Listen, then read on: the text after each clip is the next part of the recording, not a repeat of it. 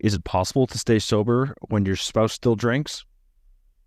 This is one of the most common challenges our listeners have shared with us, so we've rounded up some guests to share their experiences with it. Of course, the answer is very personal and unique to your situation. But we hope that with some added perspective, maybe you'll find some tips and tools to navigate this situation in your home if it's one you're struggling with.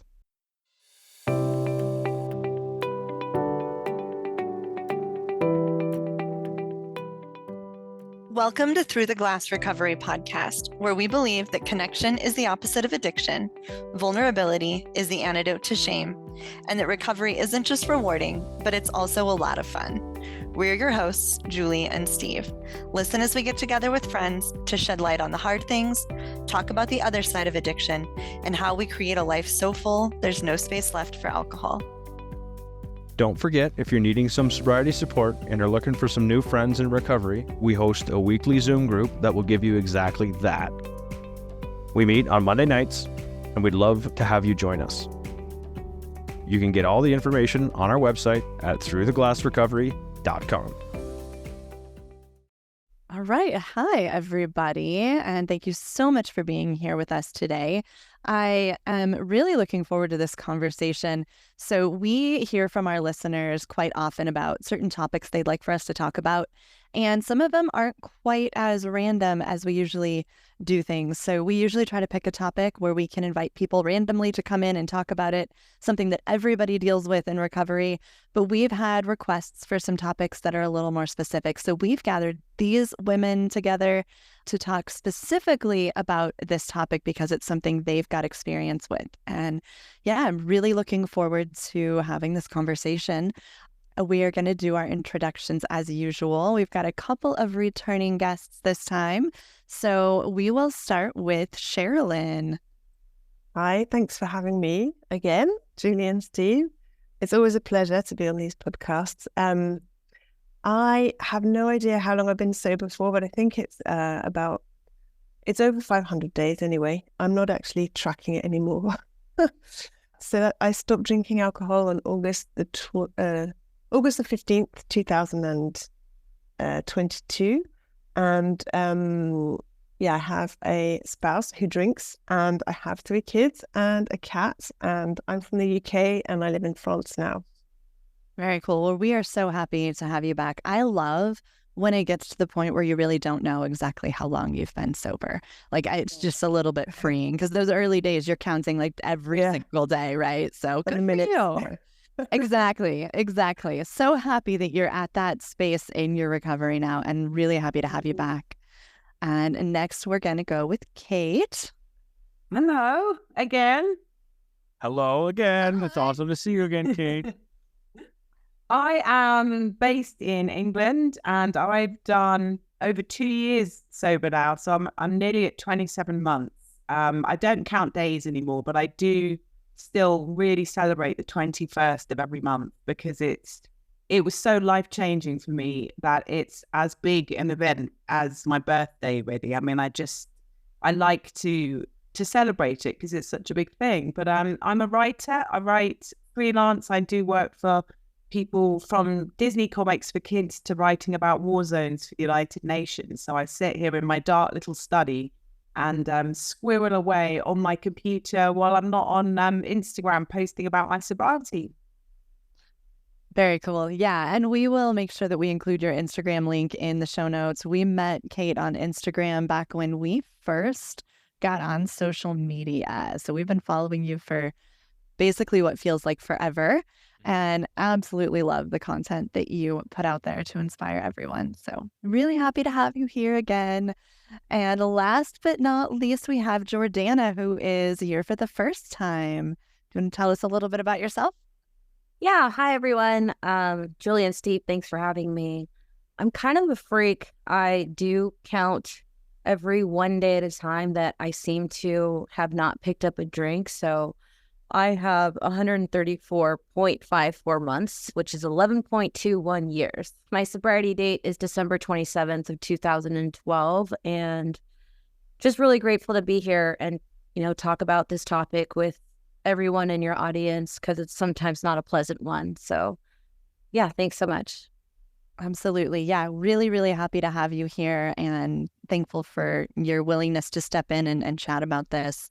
So, yeah, one of the greatest challenges that we hear about from our listeners is having a spouse or a significant other that still drinks. Sometimes it's to excess, sometimes it's not, but having someone drinking in front of you, especially in your own home, can certainly create an extra challenge. So that's what we're going to talk about today. How have you navigated this in your relationship? And what are some things that are still tough? What are some things that you've learned that you can share with our listeners that might still be struggling with this same thing? I'm happy to start. When I was thinking about this topic, I started crying. There was 3 years in my early sobriety. It was 2014 to 2017. I was just in the most toxic situation where my significant other had like 6 months of sobriety, and he chose to go back out privately and secretly, and we didn't live together or anything, but after several overdoses and finding him on the floor overdose, which I told Steve about, like, do I qualify? Like, yeah, I think so. It was really hard to not internalize that I was the problem. Like, I struggled a lot with codependency and had no idea what codependency meant. But I came from a family that was just extremely codependent. And like, if you feel this way or mom feels that way, I feel that way. Dad feels that way. So it's just all so enmeshed. So when you get sober, right? And you start finding out who you are, what you like, and it doesn't go away overnight, some of those patterns. I started to attract, what I was raised in, which was a little bit of dysfunction and codependency and kind of some abnormal things where, domestic violence was okay in my household. Screaming and verbal abuse was okay in my household. We're South American, like we're witty, we're wild, and that was just how it was. So I started attracting a lot of that in my sobriety. And so I can't sit here and say like, oh, I had all the tools and I went to Al-Anon and I went to Coda and I, practiced these steps. No, I didn't. I tried to rescue and put my awesome cape on and try to almost like 12-step him back into the program. But the more I exerted my will and like what I wanted for this person, I like suffocated him and in return suffocated myself. By grace, I didn't go back out, but all I can say in full transparency, reflecting back, is I literally wanted to kill myself because I could not fix this person who I thought I loved so much.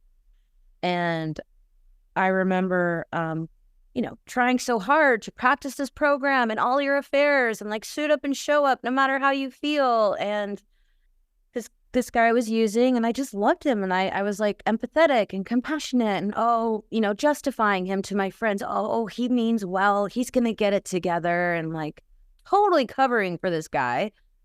His mom had called and begged me like, his brother's getting married in 2 months. Like he's a groomsman. Like I need him to be there. And so that pressure, anyway, I get him to be a groomsman at this wedding. But I will never forget the experience, which was my bottom, like in emotional sobriety, in like, Jordana, you got to figure your stuff out. This is not healthy for you. It's not serving you. And it was painful. But I remember driving up from LA to Santa Barbara, like, listen to this shit. Excuse me. Handing me a bag, a Ziploc baggie filled with all the Vicodins, Percocets, opiates you can imagine. And he's telling me, while I drive you here, I need 7 at this time, I need 12 at this time, I need 8 at this time, and I need 9 at night. And I'm like, well, I don't want him to get sick. Like, you got to show up at this wedding. So stone cold sober, I'm handing this guy his medications as requested to, I don't know, because I loved him and I wanted him to say like, thank you so much. I love you. And anyway, that wedding was over. He showed up. It was a mess. It was a freaking mess. Like, I'm crying. Like, I don't even want to be at the ceremony. Like, screw you, man. I've done so much for you. Like, this is ridiculous. Just 2 weeks later, after we get back from the wedding, I found him overdosed in the bathroom from heroin. And I was coming home from work, regular day, like, hey, excited to watch The Bachelor on TV, just those smut TV shows. And there he was. And I just remember being completely powerless in my sobriety over a person, place, thing, or situation. And, I love the book of Alcoholics Anonymous just in general. I'm not like a big book thumper, if you will, but I have some knowledge in it. It says pain is the touchstone to all spiritual growth. And through that pain, I chose to get busy in my sobriety. And what that looked like was just, it's time to double down on working with others. And so broke up with the guy, wished him well, never once made him feel shameful or you're a bad person. I just helped his mom get him into a rehab center in Pasadena. He called me after 30 days of sobriety, wanting to get back with me. And I had the strength because of the people that I met in the rooms and friends that told me the truth to not go back to something like that, because it was more about me and my control issues than it was about this individual. And so that was a tough pill to swallow, that I was very controlling. And I wanted to wear like a cape and rescue people, to fix, avoid. And that guy actually reached out to me at 7 years of sobriety saying thank you, and I met that with grace, because I too was that way, where I couldn't stop and people were begging me to stop and I just couldn't stop and I just kept going and running through the lives of people. So yeah, if anyone's out there, all I can share is, you got to tell on yourself to get well. You have to build your tribe of people that you feel confident and comfortable sharing, those private, intimate secrets, and being willing to reflect and take a look at yourself and what's your part in all of this. And yeah, go ahead. I think that's the big thing, and you've come back to that several times, is that in the end, it's you, and you're the only person that you can control. And I think that, there's people all across the board as far as having a spouse or a significant other that's still drinking. And some of them are huge, devastating situations like what you've experienced, and some of them are relatively mild or maybe even not even problematic necessarily. And no matter where we go, no matter where on the spectrum your experience lies, it all comes back to you can only control yourself. And that is such a hard truth to wrap your head around, especially because so many of us want to control everyone into doing what's good for them and what's good for the family and what's good for whatever. And just that realization that we don't get to do that, no matter where on the spectrum, your situation lies, I think is so, so important.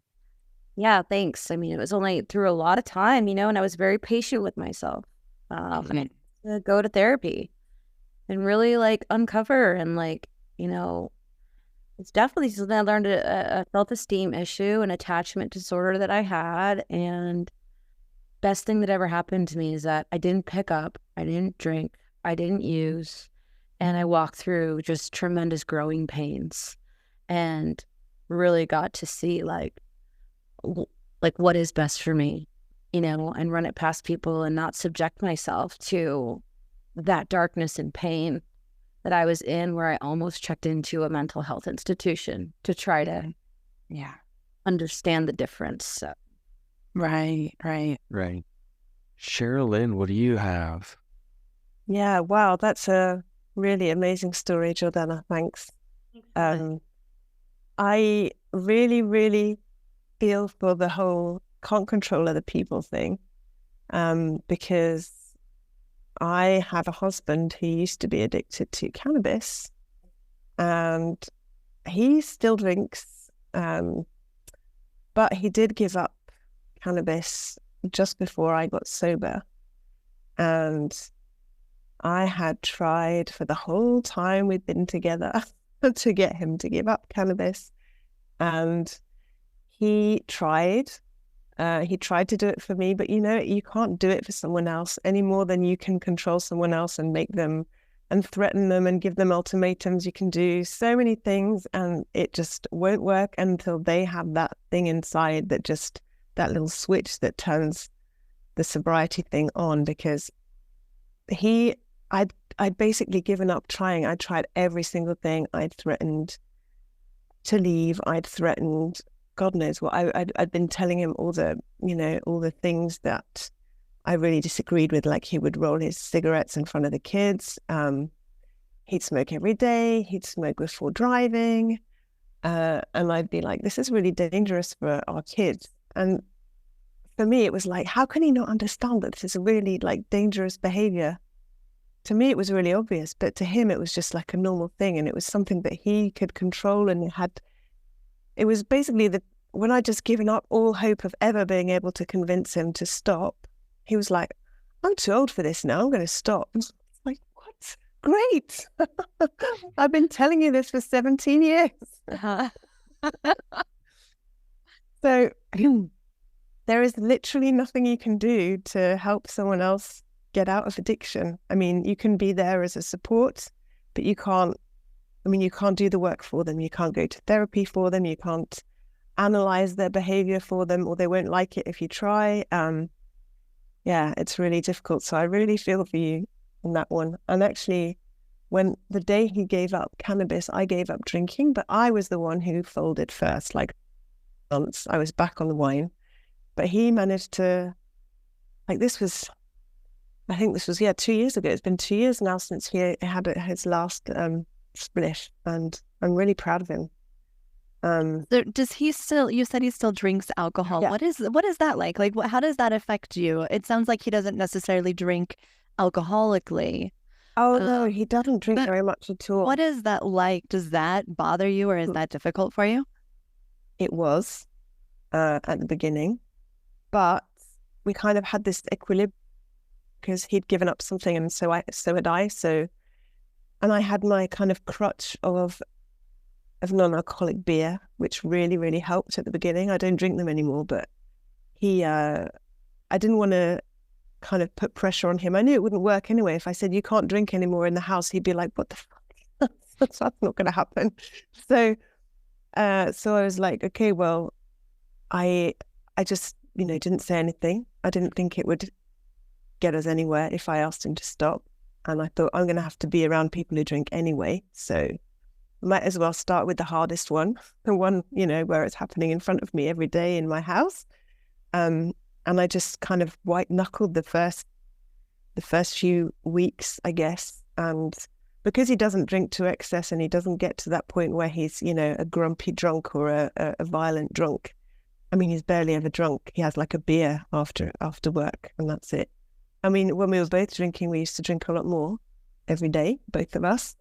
But me stopping kind of lightened the load a little bit for him. I think he didn't feel like he had to catch up to me or anything, or, or there just wasn't, always a bottle of wine open in the fridge. And so he just, kept to one beer a day, and that's fine. And it works fine for both of us. That's good. Yeah, but it was hard at the beginning. Right. What about you, Kate? Where are you at with this? What's your experience been like? I've spoken to you about this before, and my situation's changed a bit. But when I gave up, I went out with a bang, like I do everything in life. And I filmed myself absolutely smashed, crying into the camera. Oh, why are you doing this to yourself? It's a drug. I mean, I didn't sound that eloquent. It was a lot of slurring, and I wish I had my auto captions on. But I got there. I worked out what I was saying. And my husband was my kind of drinking buddy. We would drink at least a bottle of wine each night. We'd normally share a third. On weekends, we'd buy a fourth. we drank at the same level, and we've been together now for about 16 years, and we are still together, but at the moment, he's taking a break. But for the first 2 years of my sobriety, so up until very recently, he has drunk pretty much every night. And it has been a mental ping pong game, because it's a bit like Jordana was saying about, you feel like in a way before you were enabling them. And then by sitting here and just letting him do it and not saying, stop, or I'm going to leave you, I'm enabling him to drink because I'm acting like nothing's wrong. But it's my problem. I need to look at myself. I need to deal with myself. If I've got a problem with it, I need to leave the relationship. But I don't want to leave the relationship. He's a good man. He's got a problem with alcohol. I've admitted I have, and I've done something about it. He'll find time, and I would go round and round. And in some weeks, it would be, he slept in the spare room when he drank a lot, because I just couldn't bear the smell of it and the snoring. And I was like, I won't speak to you all day. And he was fine with that. He is not a nasty drunk. He's not violent. He doesn't slur. He's not like me. I would slur and kind of fall asleep and stuff. But he disguises it very well. But I could tell, and he's sitting there drinking wine in front of me, So it was really hard. It was really hard. And I think when it comes to making a decision about having a partner who drinks when you don't, it is such a personal decision that you can give advice as to what you did and how you dealt with it. But it is not going to be applicable to everyone, because it completely depends on your situation. And I've met people who have said, I realized I just didn't like them anymore once I stopped drinking. I liked them because they drank at my level and made me feel comfortable. We had sex because we were both drunk. It was fun because we were both drunk, but now we aren't. No, thank you. And that was it. It was quite an easy decision, because when you take the alcohol away from just one of you, everything changes. But it's a lot harder when it isn't that simple, because I did still love him, and I was desperate for him to say, I want to stop, but I couldn't tell him, and I knew all of this. But it was taking up almost as much mental brain space as my drinking used to. And I'm like, I thought I'd got rid of this stuff. I have worked so hard to get this stuff out of my life, so it's not a main factor in my thinking, and it's back again, and it's ruining things again.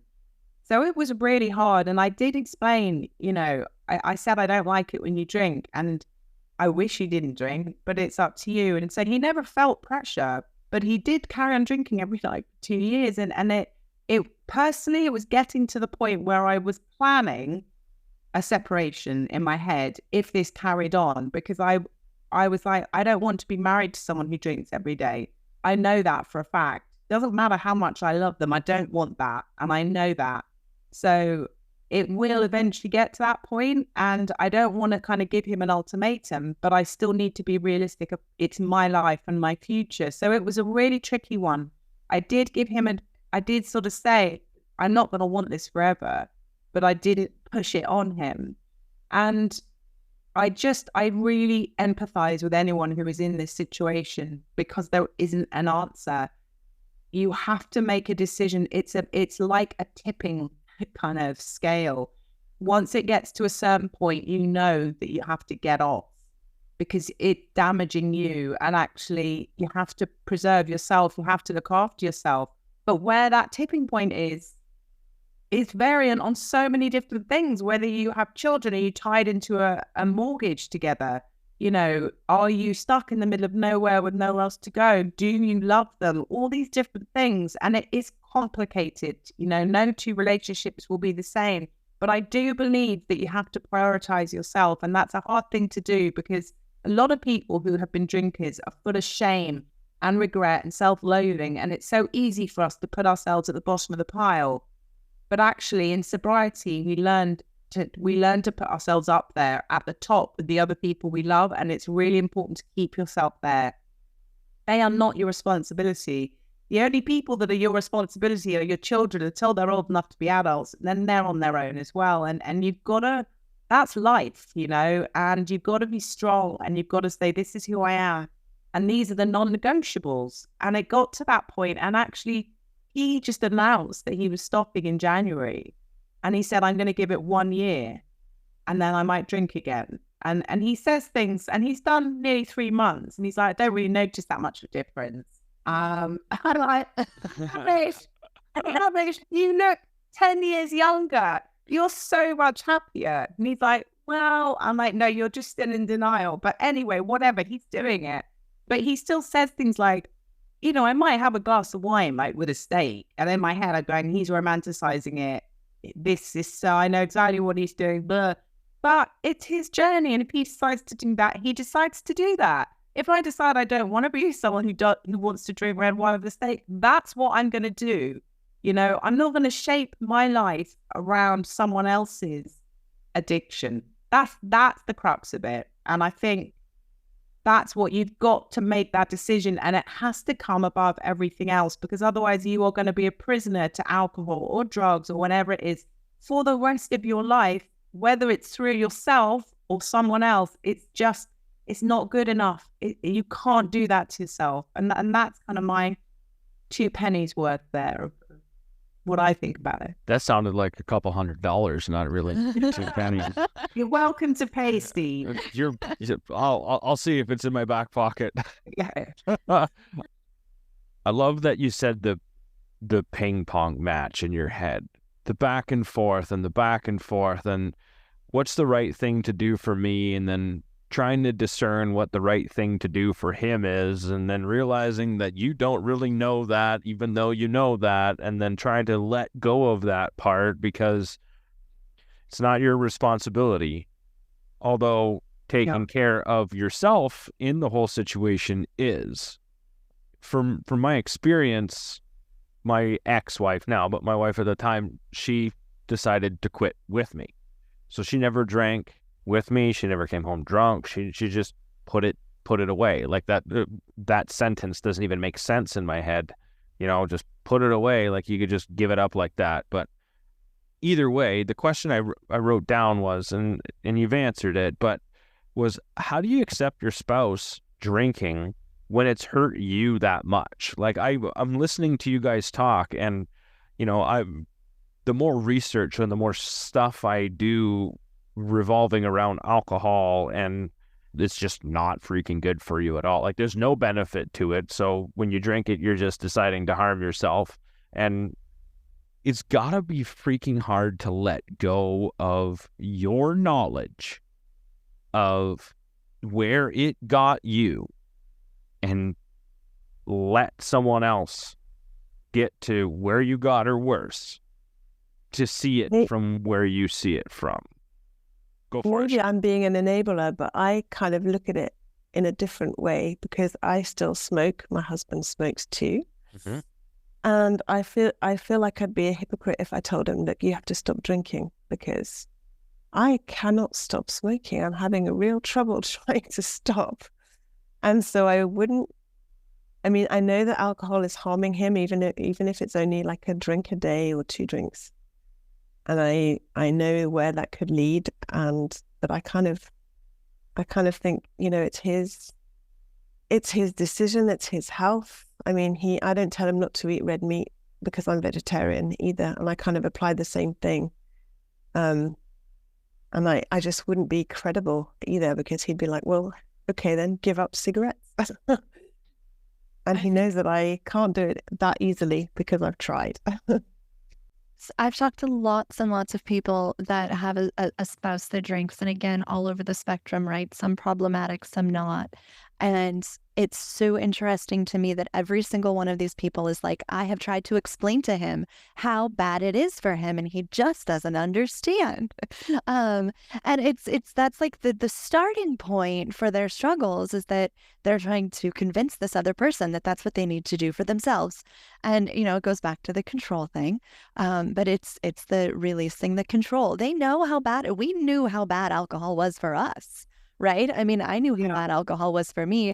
Every time I was, you know, sick to my stomach or whatever, like I could feel it in my body. They know also. Like us convincing them, this is bad for you, this is poison, this is hurting you, that's not going to do anything more for them than it ever did for us, right? I think that's kind of what it comes down to, is it still has to be their decision. It's like walking on a street, yeah, and you're on this street and there's loads of shops and restaurants and someone's standing out there going, I've got the best pasta, come in and eat it. You're like, go away, leave me alone, I don't want it.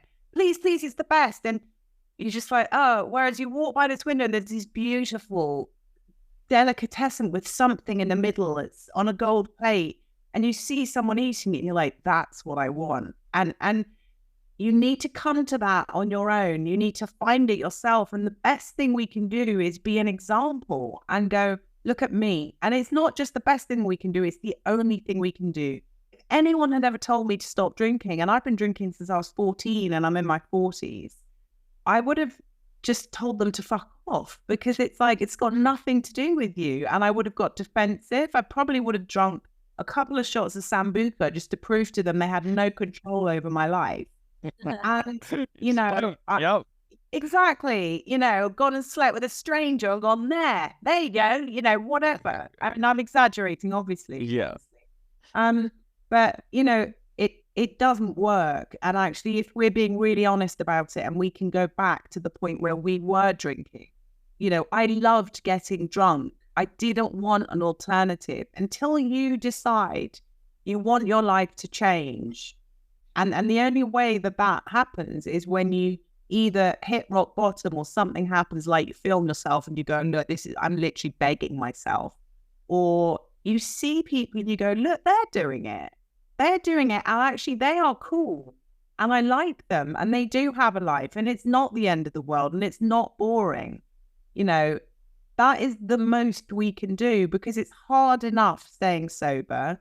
It's hard enough changing everything in your life, finding a whole new community of people who've got your back and people who still want to hang out with you, and all these different things that change, and they're all good. They're not scary.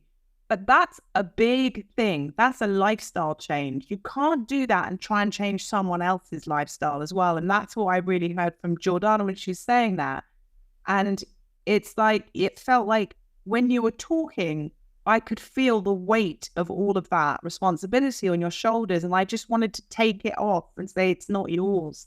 And you can see it from a distance. When you're in it, it's so much harder to see because the emotional aspect of it gets caught up. But I think you've got it. All you can do is say, look at me, look what I'm doing. And hopefully you'll want the same. If not, you're probably better off with someone else who drinks as well. It's not going to be me. So. I mean, you ladies are like remarkable, first and foremost, and especially, you know, still being like, it's amazing to hear like I call it like God shots and like moments of how, you know, higher powers working in your lives. Very powerful stuff, you know.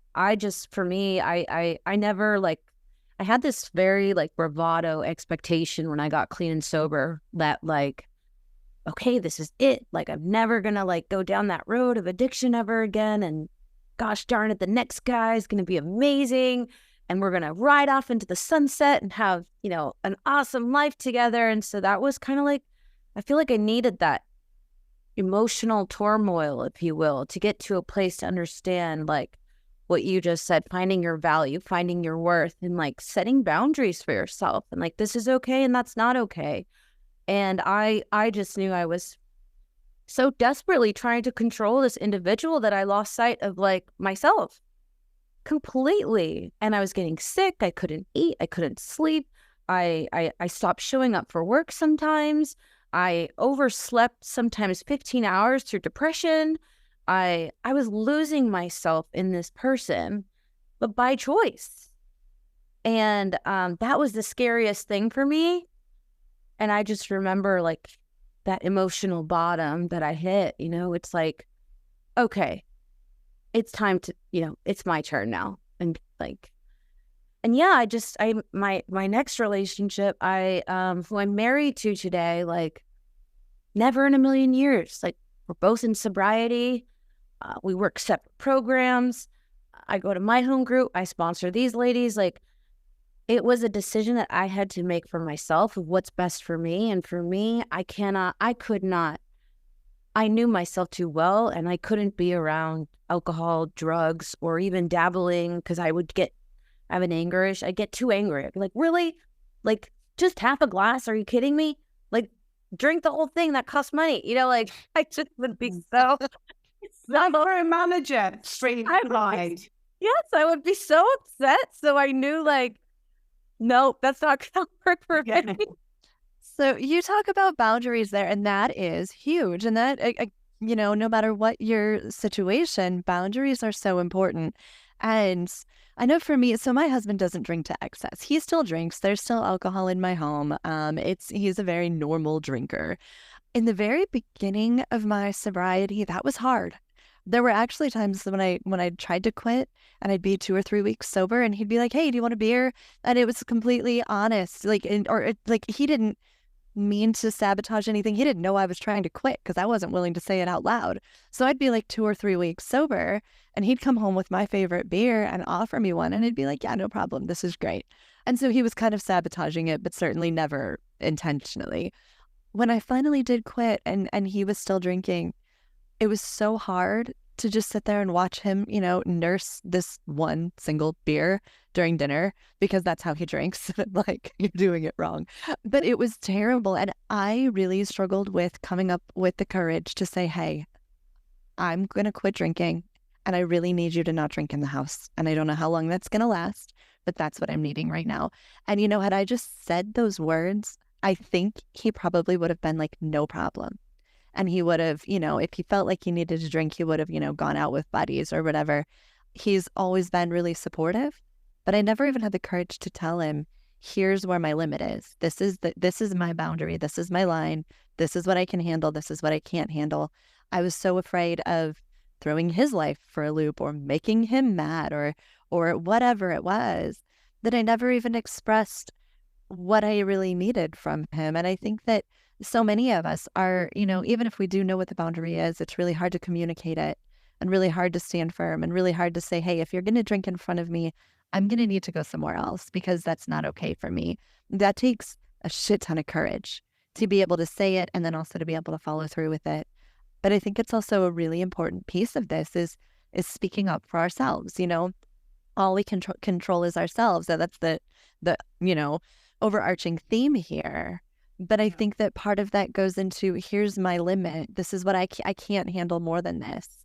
And then being able to speak up for ourselves is supremely important in situations like this. You've hit on a really good point, and it's how supportive they are, right? I mean, my husband was so supportive of me. He was always going, "I am so impressed. I am so surprised you're doing this. It's incredible." So he was hugely supportive. If he had not been, I would have left him. And I have no doubt in my mind, because I am a strong woman. I'm perfectly capable of bringing up children without a man, whatever. Like, I don't need people. I want to be around people. I certainly don't want to be with someone who's not supporting me. And if I'd been with someone who did not encourage me and say, "This is a great thing," I would have been out of there. And I think that is huge if they're not supporting you. Now, I'm not saying that your husband wasn't, but drinking is a tricky one. But I think even if you have a problem with saying what you think, which I don't have, and you may have grasped that by the way I speak, I say exactly what I think all the time, regardless of whether it's appropriate. But I think that writing a letter can be a really good way, and it sounds really old school, and I'm not suggesting you tuck it into a pigeon's pocket or anything like that, but writing a letter and just saying, "I need to explain how I feel, and I don't want to make you angry, and I realize we share this space, but this is how I feel." And if you write it and then you email it to them or give it to them, it's a really good way of letting them digest that information without going into defense mode immediately, because that's what a lot of people do, because that's what I used to do. So that's a tip that I would like to share. Mm-hmm. I love that you said that, because it's about communication and how supportive is that person of you and actually willing to hear you out, if you will. My experiences were of the complete opposite. I suggested therapy. I suggested we go to church. I suggested every avenue but 12-step program, because I knew he was very resentful at the program, and like, those people are so cliquey and this, and there was just always a reason to point fingers like we do and blame. And if it weren't for you, if it wasn't for my mom, it wasn't for my childhood, if it wasn't for it's just like, cry me a river, over time. And and I exhausted all those remedies of, we'd even tried yoga retreat. And yeah, he'd get off for like, I don't know, 2 days max, because opiate dependency is, oh my gosh, like stopping for 2 days, like you need the Narcan and all that. I love that you said, like, the participant has to be willing, your partner has to be willing, has to love you enough to like not be so self-consumed, to understand that, hey, what you're doing is actually like hurting me. Can we try something different? The fact that, like you mentioned those boundaries and having to like, hey, I understand that this is the journey you want to go on, but like, don't drink in my house, or like it triggers me. And then your husband being receptive to that, like, sure, babe, like, I'm actually going to go, with my boys tonight to watch the football games. Like, that's great. And I think that's where, like, every story is different. Like, I had to get away because I was going to die. Right. Oh, absolutely. It was my codependency, and I hated that word. I went to Al-Anon. I went to Adult Children of Alcoholics Anonymous program to identify trauma. And I swore I thought I was never going to date again. Ever. I was like, screw men. They're horrible. And you are married. Yeah. Things change, right? Yeah. Things change. But there's hope, and if you're in a rut and in this cycle, or it becomes a cycle of abuse, it's okay to put yourself first. My cycle was of abuse, and I had to get away, and I had to make a decision to put me first, because it was killing me. And by choice, my sponsor, it was self-imposed crisis. I didn't listen when my sponsor said, hey, you might not be ready to get into a relationship right now. Oh, I'll show you. And I was just a very stubborn knucklehead and had to bump my head a couple times. And I'm, again, just grateful for the pain, the pain that kind of like in my alcoholism. It's just like anything else, right? It's just like anything else, whether it was the codependency. I mean, there's the codependency on the substance too, right? On alcohol, regardless. So it's just like letting go of anything else, or treading that water when it comes in the relationship. Like, can I let go? If somebody tells me I can't do anything, I'm still stubborn. I'm still going to, try and prove you wrong. But I can do it in a lot better way now than I could instead of like a self-destructive way. I still have to learn the lesson myself. I still have to want to do that on my own. I might do it wrong. I might mess it up, and I might cause some wreckage, while I'm in the process of figuring that out and doing it wrong. And I think that's allowed. Mm-hmm.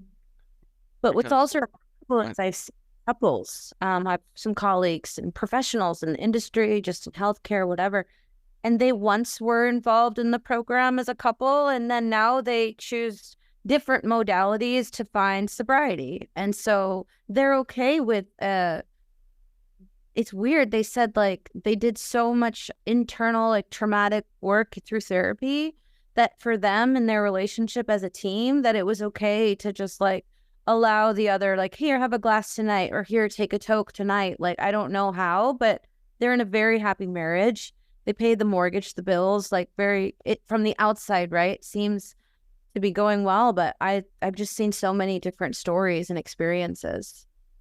I have a friend that actually I invited her to be on today, and she wasn't able to make it, but I think it's important to share a little bit of this side also, and that is that for her, she stopped drinking, and it was an absolute struggle because her husband was still drinking in the beginning.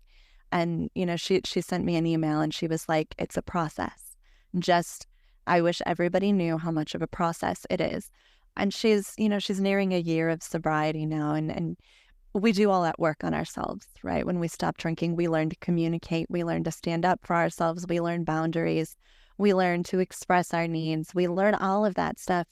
And as she has learned all of those things and applied them in her marriage is much healthier than it's been in the past. And, her not drinking means there's that much less fuel when there's a disagreement or whatever it is. There's not so much igniting all of the disagreements and the fights and things like that. And I just think it's important to also represent the fact that it is possible for one person getting sober in a relationship to actually improve that relationship. And of course, everybody's situation and story is different. But, we've talked a lot about how hard that is and how damaging it is. And it absolutely is in so many ways. But I think that, this goes back to every story is different. Every situation is different. Every experience is different. And sometimes this can also be something that builds up a marriage and actually gives it what it needs to become healthier and happier. And so I think, I guess I just wanted to share that there are so many different sides and different perspectives and different experiences. None of us can speak for any other person. All we can do is share what we've learned and hope that, the people out there listening that are still in this space are hearing something that at least lets them know they're not alone, and that, they have the strength to do whatever it is that they need to do that's best for them. And I think that's what they have to do, because listening to you, you're right. There are couples that exist perfectly well and one sober, and they couldn't care less, actually. Whereas I also know a woman who won't let alcohol in her house, even if it's inside someone. So if they'd had a drink, they're not allowed in her house. Her husband had to quit when she quit. She said, I can't do this without you drinking. There's never going to be alcohol in my house. That includes anyone who's had even a sip of it. That's the way she did it. And she's still doing it years later. Everyone's different, but you've got to find out what works for you, be honest about it, and move forward. And whatever that is, brilliant. I just really hope you achieve it. If you're happy, it's working, isn't it? That's if the you're difference, happy, it's right? working right there. That's sometimes one spouse is waiting for the other spouse to be the willing participant. The guinea pig. Right?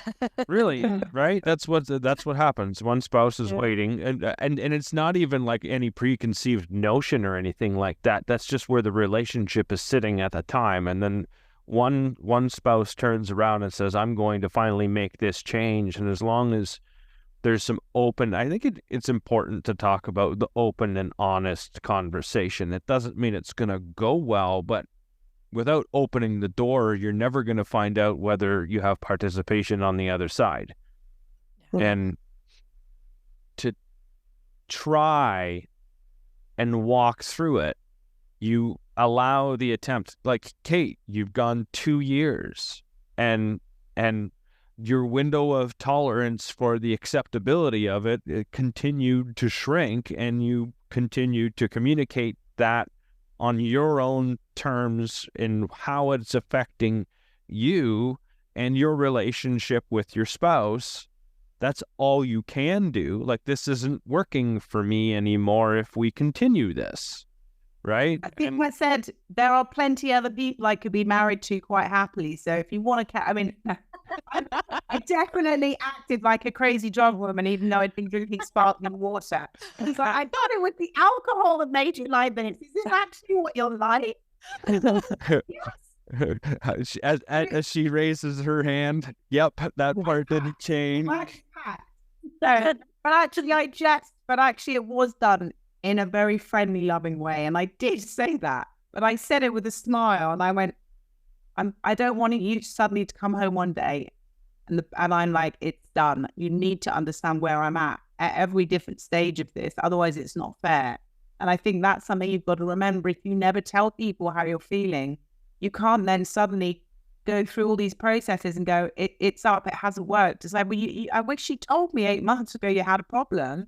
If you don't tell me, how am I meant to know? So it's really important to be open and honest. You've got nothing to lose, really. If they walk out because they can't bear the fact that you're not drinking, it's not the right relationship for you anyway. So, problem solved. Yeah, I think you're right. It has to be, put your own oxygen mask on first, and also make your sobriety your number one priority, because nothing is more important. I mean, once you have your sobriety and you have it on you shouldn't take it for granted, but because without it, everything else kind of falls to the wayside as well. That's how I see it anyway. if you don't put your sobriety above your relationships, if you must, or if that's, if they're at that point and above, even your kids, you have to put your sobriety first. And that's kind of hard to admit, but it has to be the first priority. Yeah, always. You guys touched on, I'm going to wrap this up here. You guys touched on, there's so much involved in this discussion when it comes to having a spouse that essentially is doing something that you don't like, because that's what it is. That's what it comes down to, right? It's doing something, whether it's the substance, which we already have kind of this emotional attachment to, and a relationship that we've gotten rid of personally, and then allowing that to be kind of a participant or an exterior participant in our lives still. And how do you manage the emotions that come along with that, and the boundaries that come along with that, and what can you control and what you can't control, and where does my responsibility lie? And I think you finished it off perfectly, Sherilyn, when you said, I'm responsible for my own sobriety, and I'm also responsible for communicating that really honestly, as best to my ability. And I think that's important to say, as best to my ability, because my ability to communicate that when I was 2 months sober as opposed to almost 3 years is going to be very different. But it's about trying and making that attempt. We talked about you can only control yourself, and you can't do it for anyone else. You can't really convince them that it's bad for them. I think when you do that, you just push them farther away in the relationship too. Setting boundaries for around what's acceptable for you. And I really just want to thank you guys for having such a great, vulnerable conversation about this topic, because it's something that I think a lot of people struggle with. What do I do in these situations, and how do I manage it? So I want to say thank you, Jordana, thank you, Sherilyn, and thank you, Kate, for joining us and sharing your time and your stories with us. I really appreciate you. Likewise. Thank you, ladies. Thank you for having us. Thank you guys so much for being here. It's hearts everywhere.